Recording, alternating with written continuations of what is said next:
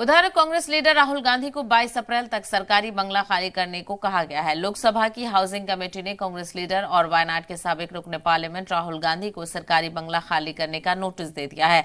मालूम हो कि ये फैसला वायनाड रुकने पार्लियामेंट की रुकनियत रद्द होने के बाद लिया गया है। अभी राहुल गांधी 12 तुगलका रोड में वाक़ सरकारी बंगले में रहते हैं। राहुल गांधी को सूरत की एक अदालत की जानिब से 2019 के मानहानि के एक मामले में सजा सुनाए जाने के मद्देनजर 24 मार्च को लोकसभा के रुकनियत से नाअहल ठहराया गया था। सूरत की अदालत ने राहुल गांधी को 2 साल की सजा सुनाई थी।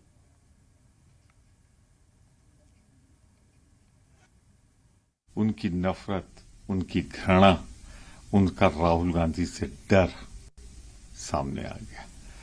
किसी भी संसद सदस्य के लिए 30 दिन तो वो अधिकार पूर्वक उसमें रहेगा।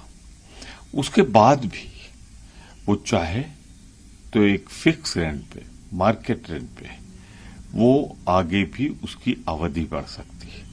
और राहुल गांधी के मामले में तो वो Z+ सुरक्षा श्रेणी में, उसी श्रेणी में आजाद साहब को, कुछ और परिस्थितियों में आनंद शर्मा जी को और भाजपा के कई नेताओं को मिला हुआ है।